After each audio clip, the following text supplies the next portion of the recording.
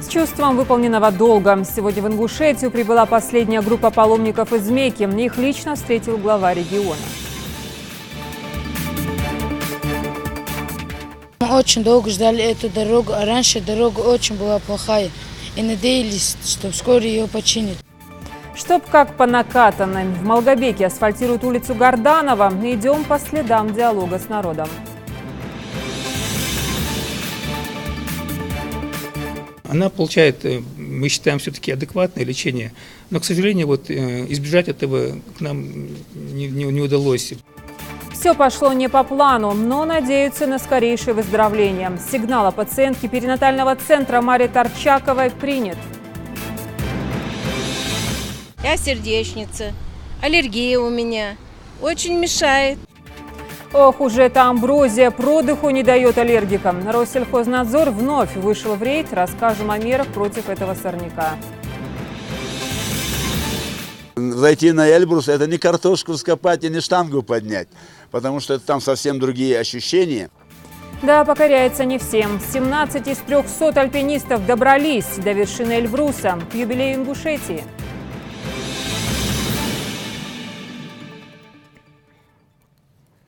Добрый вечер. Это новости 24. Иназбек Евкуров в аэропорту Магас лично встретил очередную группу ингушских паломников, которые вернулись из святых мест. Глава приветствовал всех словами «Да благословит Аллах ваш хадж» и поинтересовался, как паломники перенесли перелет. Руководитель группы сообщил, что никто из них в дороге не пострадал. Все благополучно долетели и доехали до Ингушетии. Никаких препятствий для совершения хаджа у паломников не было.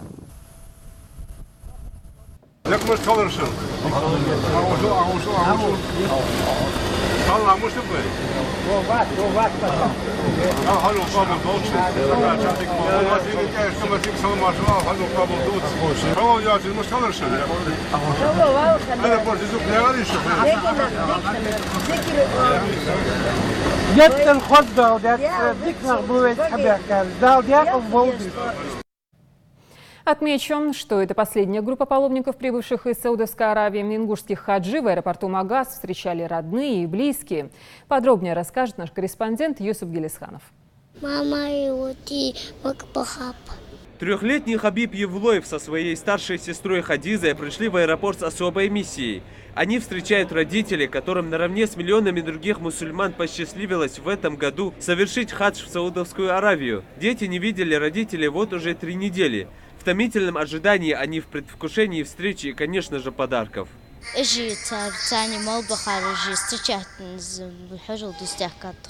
Пришли ребята не одни, а с дядей. Хаджибекар Евлоев уже хаджи. Паломничество он совершил раньше. Ему посчастливилось побывать на Святой Земле Аравии дважды. Мужчина признается, эмоциями, получаемыми там, невозможно насытиться. С братом и снохой он на протяжении всего хаджа был на связи и, можно сказать, тоже совершил с ними хадж.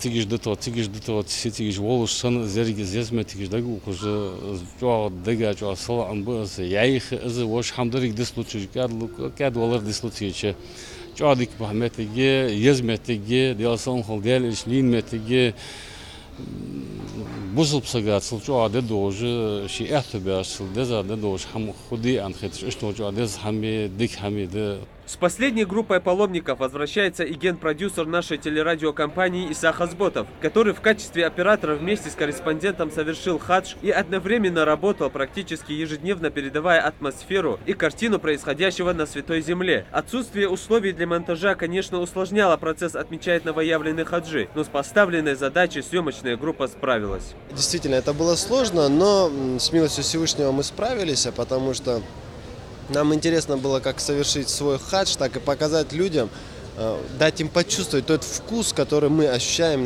непосредственно находясь там.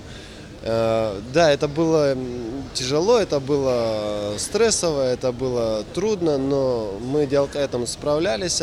Самые тяжелые моменты были это, наверное, бросание камней, когда ты и сам должен совершить этот обряд, и снять ты должен это. Посещение могилы пророка Мухаммада, да благословит его Аллах и приветствует, совершение тавафа вокруг досточтимой Каабы, хождение между холмами Сафа и Марва и, конечно же, кульминационное стояние на горе Арафат. Все это оставило огромный отпечаток в памяти каждого паломника и еще больше подогрело желание побывать там хотя бы еще один раз.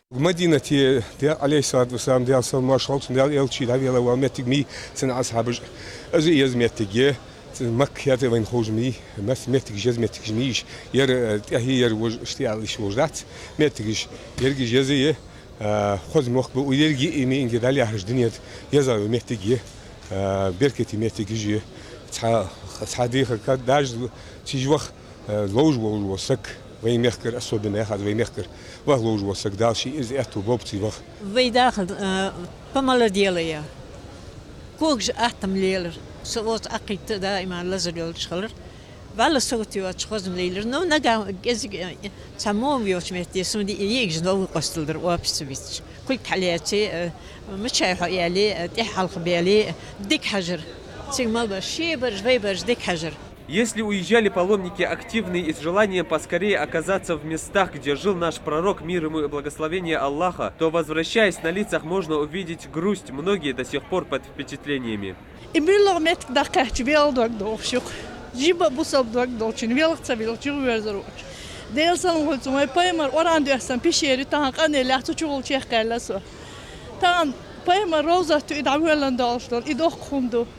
حرم هتا ويت شادك بسويمو دوق سارق دزغ ملغدو ديل واحد خودات تيك دعويج حق وخشي احتو مبو ستي اسطنبول شميت يقس الله دا تيك سمي الله چون تيك وقت برام لويل دال اشت تصبحني تي احتو بقى وخشر تيك يخر نيستلر سباقدر ديچ تيك يخر نيستلر بهندل جدق هم دايزر برگ داير اگر حلقسون ارلو در مسني دال تيك حجل ديالها تيك ملوخاش تيك دال حجل قابل دولت تخروك وديتي ديك سقيتش ديك داخ داخديش داخ داخ عادي زرها على خلرات خو حق دخادوش خو قالنخا جتر احتر تخون مثلا مستو عيد دام مشغول قالنخ اختخونه توس حق دخش خلرا حلخ يالي وز اشتشا على خلرا تخون جا احتر دينودوش كي نابر تخونيق اخان كي ده توصاركا بايقيدات دغ واشتاد اخر اخ بيفمري بيش دغ واشتاد اخر цотрон. Этим рейсом прибыла последняя группа ингушских паломников в составе 247 человек. 30 килограмм багажа, именно столько смог привезти с собой каждый паломник. После прохождения зоны таможенного контроля хаджи наконец выходят в зал ожидания, где их дожидаются родственники и друзья. С чувством полного удовлетворения и исполненного долга перед Всевышним новоявленные хаджи садятся в автобусы и покидают аэропорт. 4 рейса с паломниками принял в этом году аэропорт Магас из Саудовской Аравии. Более 930 мусульман Ингушетии благополучно совершили хадж к 2 святыням Мекки и Медины. Юсуп Гелисханов, Хаваш Гойгов, Новости 24. Обстановку в регионе за прошедшую неделю, несоблюдение общественного порядка в республике, глава Ингушетии обсудил с секретарем Совета безопасности Ахмедом Дзейтовым. По словам докладчика, за это время в регионе произошли ряд преступлений. В частности, пару дней назад пропали житель Карабулака Магомед Маматов. Со слов его родных, молодой человек отправился в Северную Осетию на машине своего родственника. Днем Магомед Маматов позвонил родным и сообщил, что за ним следят некие люди на 3 автомобилях. После этого он на связь с родными не выходил. По данному факту Следственным комитетом по республике Северная Осетия Алания возбуждено дело, ведется расследование. Мать несколько раз обращалась по этому вопросу. Вопрос стоит на контроле у глав регионов. На контроле расследование проводить. И надо максимально там с коллегами безопасности Северной Осетии работать и решить причины. В чем причина? И людям надо это все там каким-то образом, я же говорил, там делать какую-то передачу. Почему? Потому что сейчас домыслов больше, чем конкретных фактов. Мы же не знаем, там, что кого-то обвинять, надо разобрать до конца, в чем причина. У нас не раз эти, там, не 2 эти случаи были уже. Надо людям объяснять эти вещи, там, глаза открывать. Многие верят там, больше слухам, домыслам, чем фактам. По вот этому Мальсагову, там, Ялгашон, вторую нашли. Канале тоже разберитесь. И по основным, по текущей обстановке в республике В том числе изучить, я уже не раз вам говорил уже об этом, периодически работаем, выдергиваем. Можно там под камеру там делать, там, показывать некоторых товарищей на телевидении, которые вводят многих людей в заблуждение. А некоторых можно без камер там профилактику с родителями проводить. Посмотрите вот эти там ключевые определенные сайты, которые больше занимаются грязью в республике, которые там выкладывают там совершенно несоответствующие данные, действия. Разберитесь с этими вопросами, посмотрите, и с этими людьми проводить профилактику. А там, где надо, и административные, и уголовные дела возбуждать. Это тоже обратите внимание. Еще одна задача, тоже выявляйте тех так называемых добровольцев, которые призывают добровольно ехать воевать там. Уже новая там горячая точка — это Мьянма. Выявлять этих людей и показывать тем, кто за этими людьми хочет пойти, чтобы они поняли, там, почему они повелись там, именно по лозунгу, по призыву вот этого конкретного человека. Там. Но в том числе выявлять тех, кто призывает к различным митингам, их тоже показывать по телевизору, чтобы люди поняли, в конце концов, кто призывает на митинг. Сидя дома, наблюдая в окно потом, как там у людей, которые пришли якобы на митинг, создаются проблемы. Не только у нас, там, но и за пределами республики в том числе. На это тоже обратите очень серьезно внимание. Отслеживать эту информацию. Потом,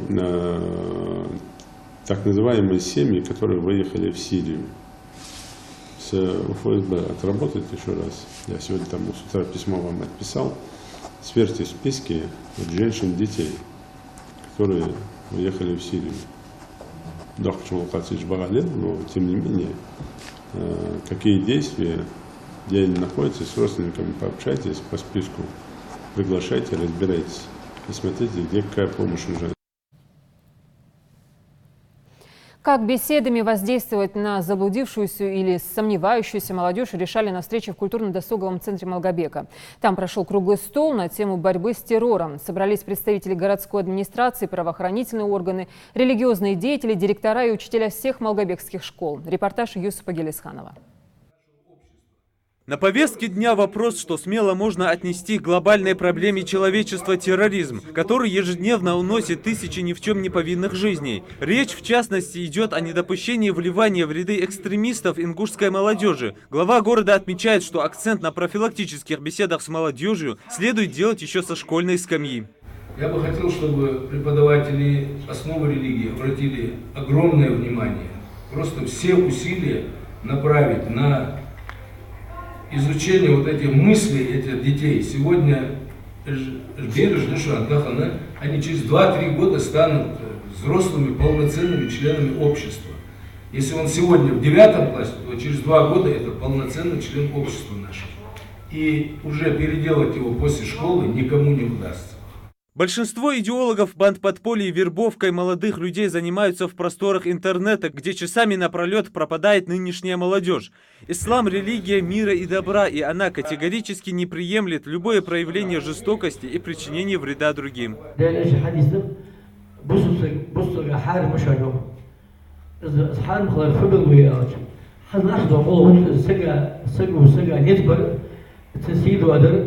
دا سكدي شلوش إذا سيد دوار دنيهم دا قش على بخا وصار والله بيد سكو سكبير الوزن واقر سنة يدوار سكا بوسك حارف الله يعطوش طال ديرا شو ديرا دلش نحن طال دا شن واش توات دويولا طال هر طال دا شن شو توادن شو كربس دا شن واش توات دوي يا زكوا إيش دات داخل في مدينة دلوا هريتش يرحم دا دات عيالش الحوغاتي الحوق يسوق تديت أدبني بيدخ دا بس شيء به التجدينا هن يرحم دا دات هن ولا يالش إز ويك إز ديك دردي ودردي الله عم يحبن دا والش.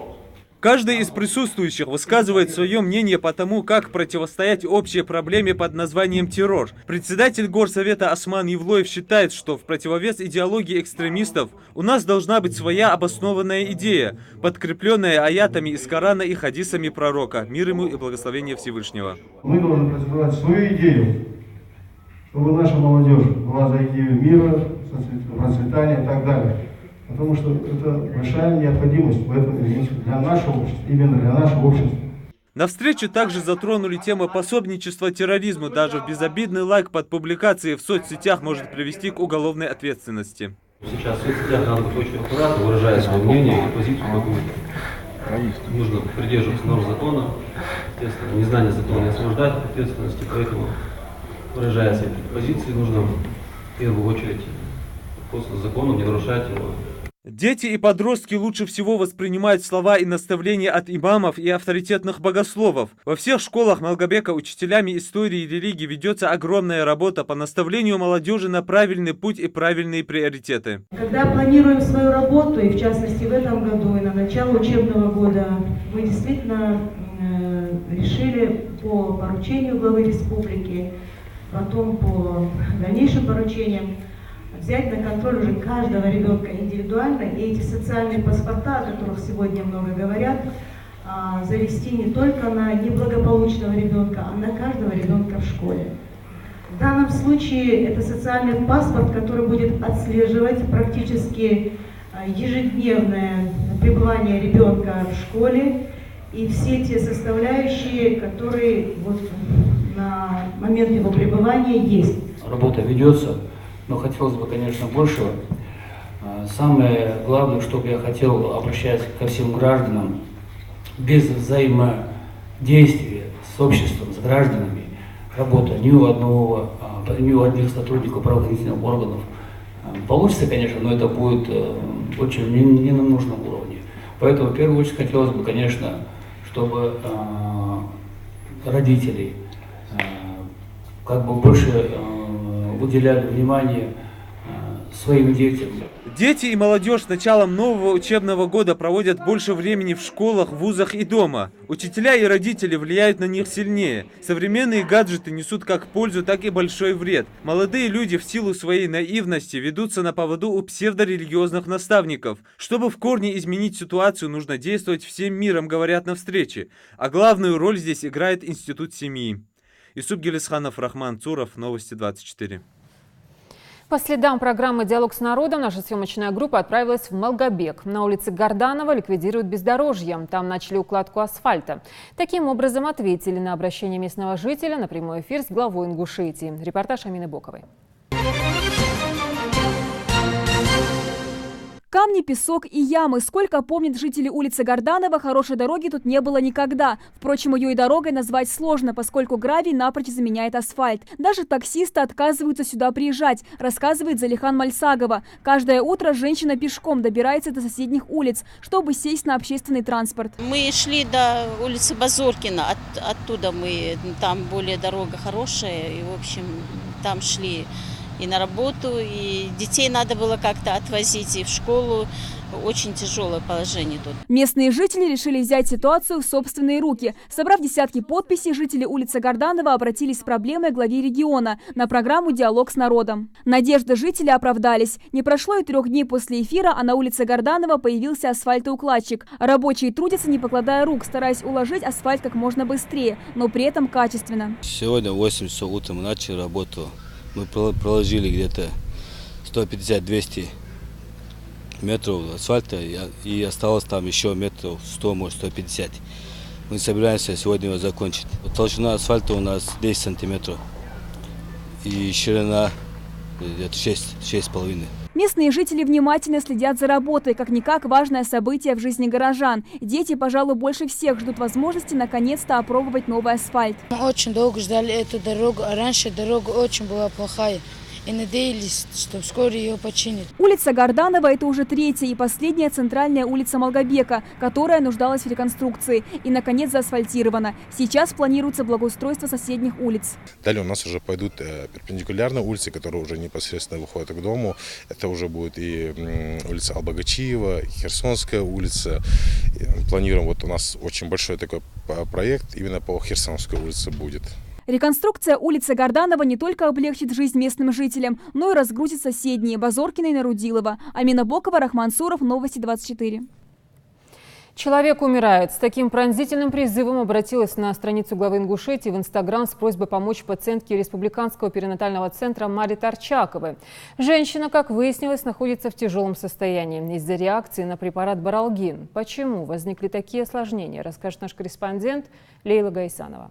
Юнусбек Бамадгиреевич, в нашей больнице уже несколько дней убивают пациентку. Они не знают, что с ней происходит, и усыпляют ее уже 5-й день. Делают операции под общим наркозом. Пациентка Арчакова Марета. В нашем перинатальном центре ей сделали укол во время родов. У нее были очень сложные роды, и у пациентки начала отмирать кожа. Это обращение на днях оставили на странице главы Ингушетии в Инстаграме. Как выяснилось, в перинатальном центре действительно есть пациентка Марит Арчакова с послеродовыми осложнениями, связанными с введением инъекций препарата Баралгина. Казалось бы, на первый взгляд безобидное обезболивающее, которое, как правило, применяют ко всем пациенткам. Назначено было в силу необходимости и допускается по стандарту лечения. Но у всех препаратов есть побочные эффекты, и Баралгин не исключение. По статистике они очень редко, но они иногда все-таки появляются. И, к сожалению, видно, это был тот самый случай, когда это именно побочный эффект себя проявил. В принципе, для нас здесь нет ничего такого, как бы, не то, что там непонятного или то, что мы как бы не ожидаем. Она получает, мы считаем, все-таки адекватное лечение. Но, к сожалению, вот избежать этого к нам не удалось. В принципе, это мы считаем не по зависящим от нас, от врачей причинам. Сама пациентка говорить на камеру категорически отказалась, но подтвердила, что почувствовала себя плохо сразу после введения препарата. И когда она сообщила об этом медсестре, Баралгин уже был введен. После того, как состояние ухудшилось, ее перевели в реанимационный блок, где, по словам врачей, ей оказали всю необходимую помощь. Мы подключили всех специалистов, которые должны были заниматься ею, вот именно этой раной, ее и сосудистый хирург, и хирург общего профиля, которые осматривают эту рану ежедневно в течение всего этого периода 8 дней. Очищают ее, все, что положено, это делают. Марит поступила в медицинское учреждение 2 сентября с 3 сложными родами, которые прошли хорошо, без осложнений. Женщина чувствовала себя удовлетворительно, роды прошли без особенностей, без осложнений. Помощь была оказана, соответственно, всем клиническим рекомендациям, клиническим протоколам, по которым мы в данный момент работаем. Значит, женщина была родоразрешена и через 2 часа в послеродовом периоде была переведена от нас в послеродовое отделение. Сейчас пациентка, по словам врачей, наблюдается и получает необходимое лечение. На сегодняшний день состояние пациентки стабильно тяжелое. Она прошла полное обследование, и ничего жизни матери, со слов специалистов, не угрожает. Мы считаем, что это медикаментозное осложнение. Нам понятна причинно-следственная связь. Нам понятны методики лечения, которые мы применяем здесь совместно со специалистами, хирургами, сосудистыми хирургами. И на сегодня состояние больной средне-тяжелое. Она получает необходимый набор медикаментозного лечения. Она получает необходимый набор других методов терапии. Я думаю, что с этой ситуацией доктора справятся, и больная будет готовиться к выписке. А вот этот маленький мужчина, у которого нет пока имени, при поступлении был в средне-тяжелом состоянии. Сын Марит постоянно находится под наблюдением врачей. После полученной терапии состояние его улучшилось. Начал набирать в весе и сейчас здоров. И ждет выздоровления мамы, которую видит каждый день. Пока мамочка у нас болеет, мы стараемся приносить ей малыша. В плановом порядке каждый день приносим, в любое время суток, если она пожелает его увидеть, его и дополнительно его принесут. Он может с ней находиться, сколько она пожелает. И я думаю, в ближайшее время мы подойдем уже к выписке нашего маленького пациента с хорошим прогностическим будущем. В медицинском учреждении на госпитальном лечении находится около 130 пациентов. 5 женщин сейчас в реанимации. Всего около 15% тяжело больных пациентов. Для перинатального центра это норма жизни, и к каждому больному индивидуальный подход. И по словам врачей, с этой нагрузкой центр отлично справляется. Лейла Гайсанова, Рахман Цуров, Новости 24.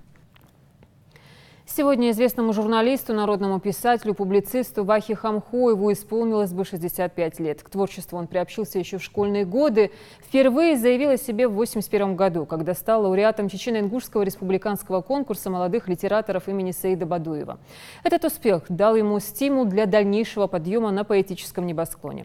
Хамхоевым переведены на ингушский язык стихи Александра Пушкина, Расула Гамзатова и многих других. 15 февраля 2014 года Вахи Весенгиреевича не стало. Он ушел скоропостижно, на пике своей профессиональной славы. Ингушский поэт, прозаик, драматург, переводчик и публицист Ваха Весенгиреевич Хамхоев родился 11 сентября 1952 года. Когда наша республика только создавалась, он был одним из идейных вдохновителей становления ингушской государственности и большим патриотом своей родины. Он многое сделал для правоохранительной системы своего края, отдав лучшие годы службе в органах правопорядка. Язон ханца аже общественного уховарч, дукку дагылватыш, республика вахарцы, политический вахарцы, общественный вахарцы, чого дагылватыш, говорю, вахы, ши пуну волчана, да, я в республике, оти дизлах шериш чакдвалыш. Ваха Хамхоев широко известен не только в нашей республике, но и далеко за ее пределами. Он внес большой вклад в развитие ингушской литературы, воспитал плеяду молодых литераторов, на его творчестве воспитывалось не одно поколение читателей. Его произведения на литературном ингушском языке не только по-новому открывали глубину культуры ингушского народа, но и воспитывали в нем чувство патриотизма.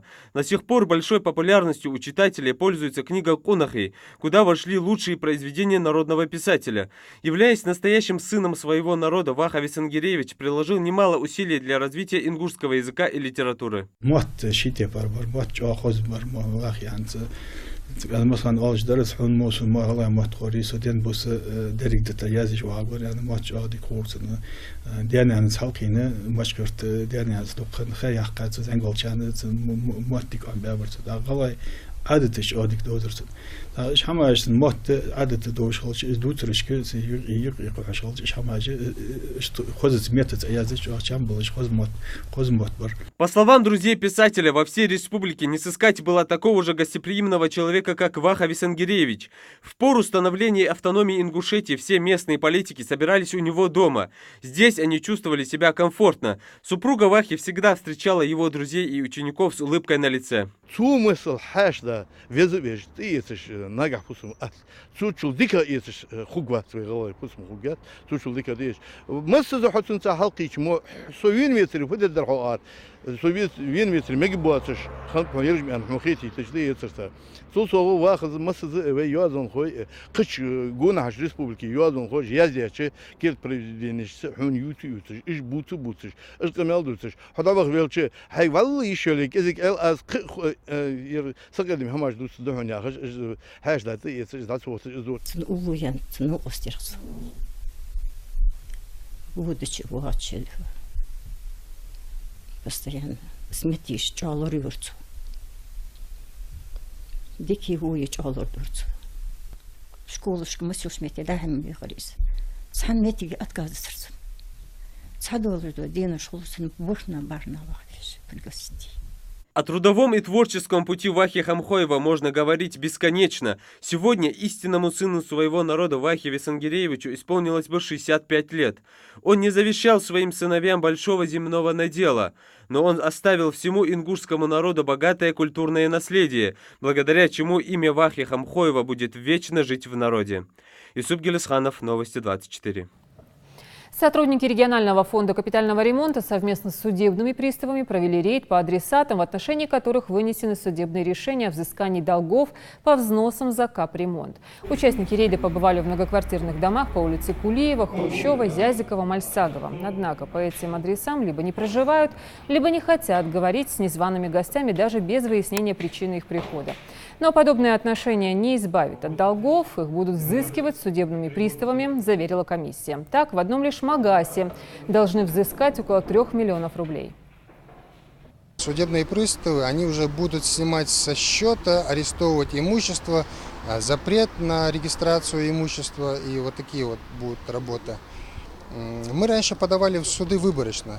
это там, 1-2 человек с многоквартирного дома, чтобы люди узнали, чтобы это автоматически и было исполнение действующего законодательства по взысканию взносов, и чтобы это информирование было, чтобы другие собственники тоже на примере них начали оплачивать.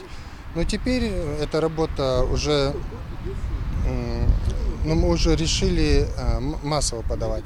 Решили подавать уже свыше задолженность свыше 10 тысяч рублей. Система взносов на капремонт далеко не новая. Их собирают с 2014 года. Благодаря накоплению этих взносов проводятся капитальные работы по замене крыши, реконструкции инженерных сетей, восстановлению фасада дома. Взносы чаще всего игнорируют. Приходится оставлять буклеты и платежные листы в дверях. Размер взноса всего 5 рублей 90 копеек за квадратный метр. В среднем это максимум от 300 до 500 рублей в месяц.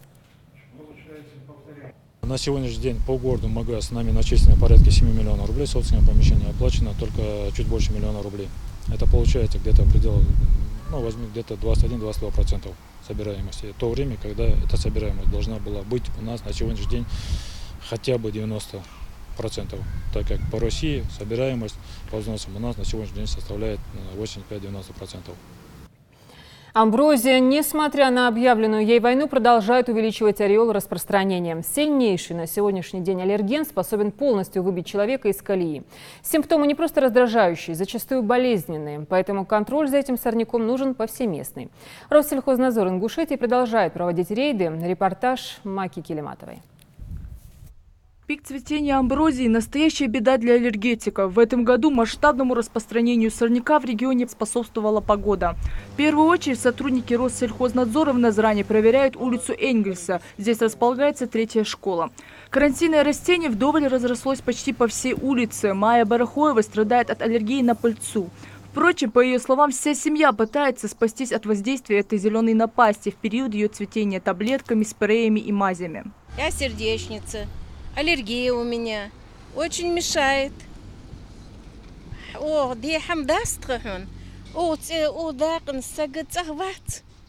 И следующий дар они не живут там. Так, поэтому могу долужаться. Такая же ситуация и на улице Овражная. Сорняк разросся вдоль канала и практически вырос в высоту человеческого роста. Семья Тичоевых борьбу с амброзией ведет давно. Страдают взрослые и особенно дети. Юнус Тичоев отмечает, жалобы и письма в разные инстанции остаются без ответа.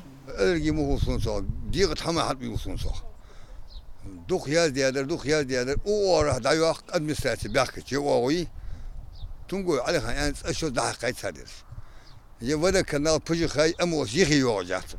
Уйки мобах бонах би, бабуш бах, сумуш нах бату, яд инвалид тюн, сыч инвалид тюн, схида сатка инвалид тюн уйки, харбу царищач. Аллергия на амброзию может проявляться точно так же, как и на другую пыльцу. Беспокоит насморк, покраснение глаз, слезоточивость, першение в горле. За месяц, за 1,5 месяца до цветения делают специальные уколы, которые профилактически блокируют гистамин.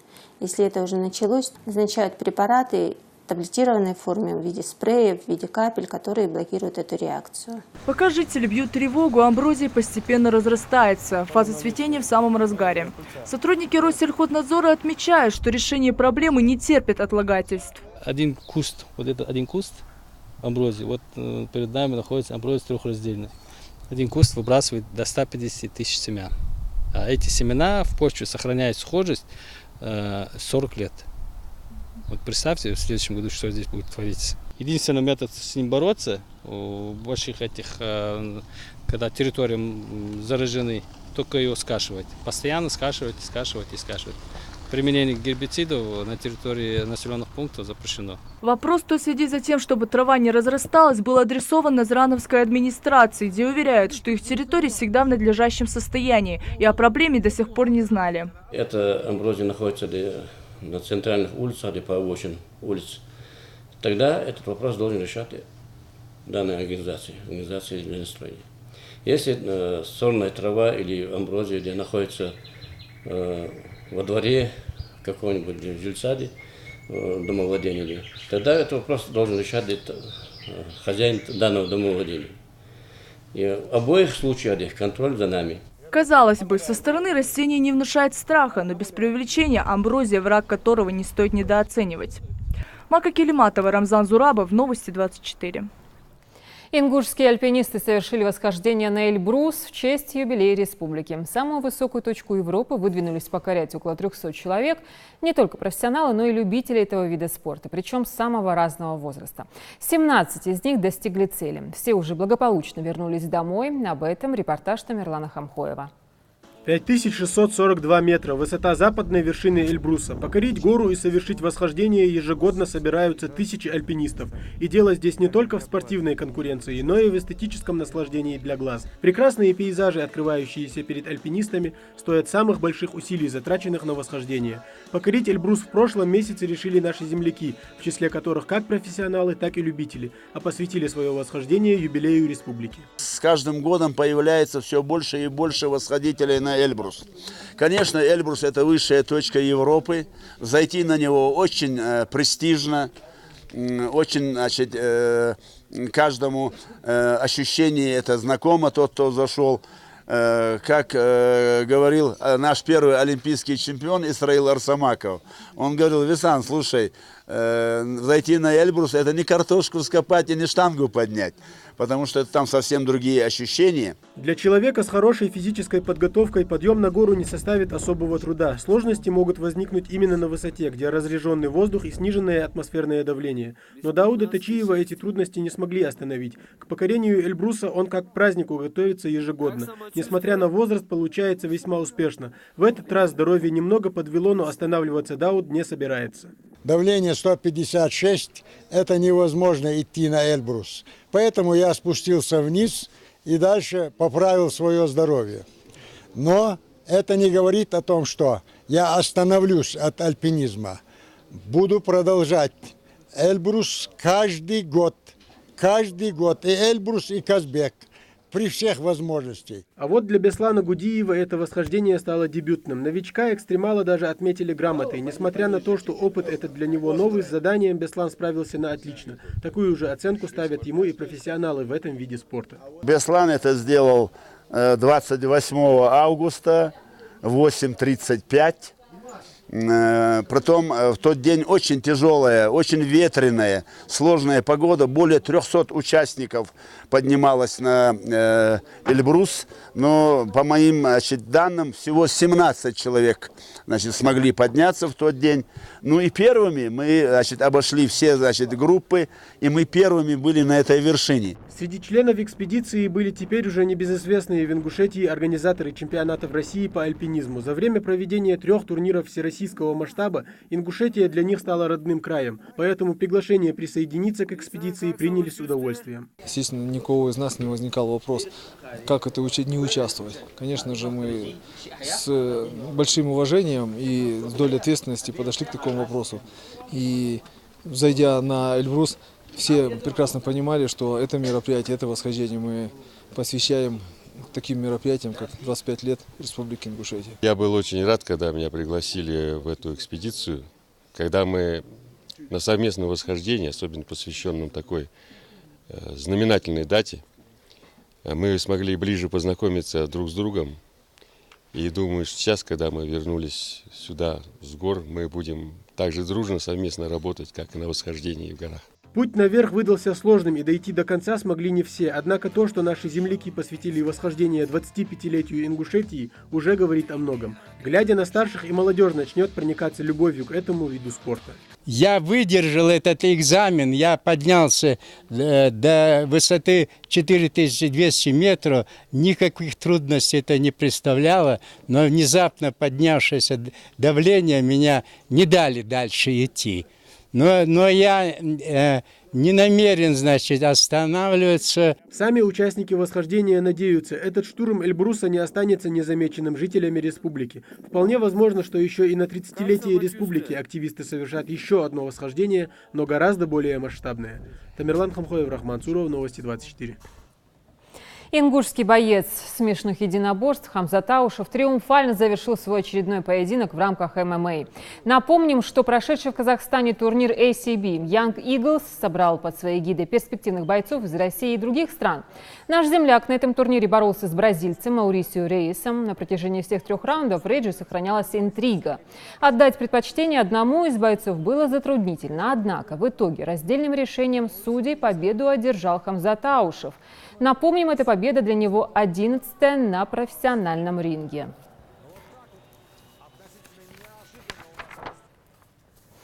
В Назране завтра пройдет большая рыбалка, в которой примут участие рыболовы со всего Северокавказского федерального округа. В этом деле помимо ангельского терпения нужна сноровка.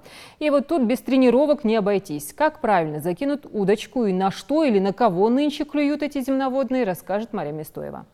Уже завтра в Ингушетию съедутся рыболовы из разных регионов Северного Кавказа. Здесь, на городском пруду в Назране, пройдет чемпионат из КФО по спортивному рыболовству. Принять в нем участие может любой желающий, нет даже возрастных ограничений. Кстати, именно сейчас участники завтрашних соревнований тренируются, поскольку намерены занять призовые места во всех номинациях. Рыбалка и охота издревле являлись для мужчин способами прокормить себя и семью. Сегодня необходимости ни в том, ни в другом уже нет. Но в наше время та же рыбалка не только способ отдохнуть, самоутвердиться или отойти от проблем, но и вид спорта. Умар Даурбеков рыбалкой занимается с самого детства. Правда, серьезным увлечением она стала только 2 года назад. К рыбалке надо относиться уже совершенно по-другому, на самом-то деле. Есть очень много трезвых ребят, которые ездят, к сожалению, приходится ездить за пределы республики за действительно трофеями. Это рыбы 2,5, 5, 10 килограмм. У Умара большой арсенал рыболовных снастей, правда, с собой их рыболов носит не везде. Городской пруд Назрани населяют рыбы разных видов, и на каждой из них необходима своя наживка. На этом пруду большинство рыбаков здесь ловят карасей. Карась, как известно, она рыба практически всеядная. Кроме живности, она есть все что угодно. Основной рацион питания – это злаки. Пшеница, если ее правильно консервировать, она на пшеницу очень хорошо идет. И на кукурузу.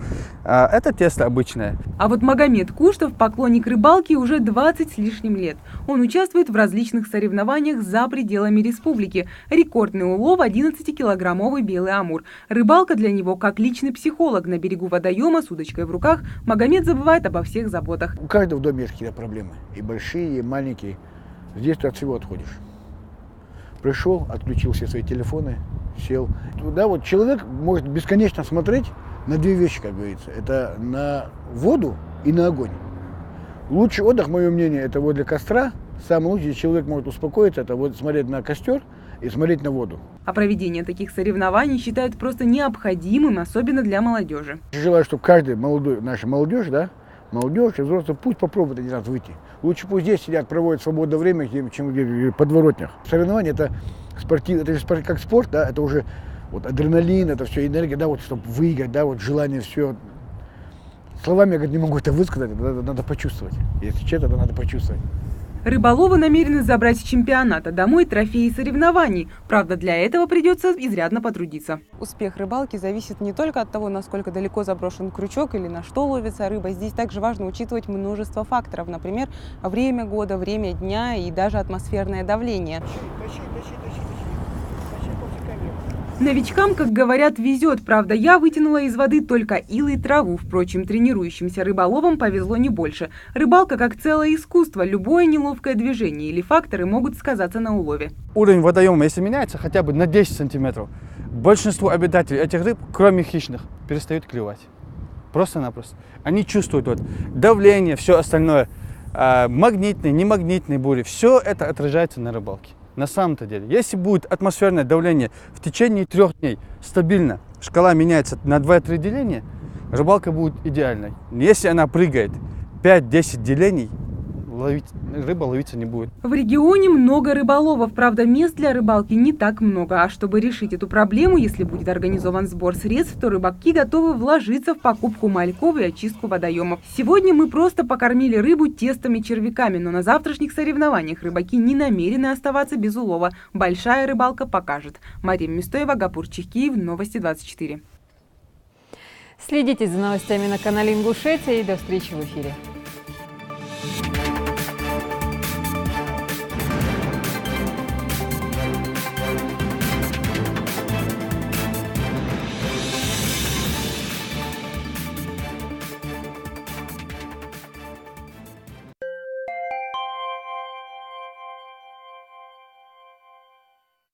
Пятигорский комбинат по благоустройству производит высококачественную вибропрессованную тротуарную плитку и бордюры по немецким технологиям. Полностью автоматизированное производство делает нашу плитку по-настоящему долговечной. Телефон в Пятигорске 399 879. Мы приглашаем вас посетить салон цветов «Лоранж». У нас вы сможете приобрести сувениры, игрушки, свадебные арки. А наши флористы соберут неповторимый букет для поздравления, оформят подарок или приданное. Магазин «Флоранж» – все лучшее для вашего праздника. Наш адрес – город Назрань, улица Чеченская, 3, рядом с магазином для гурманов. Телефон 8 928 731 77 46. Ремонт – это борьба. Борьба с ленью, стихией, временем, отчаянием.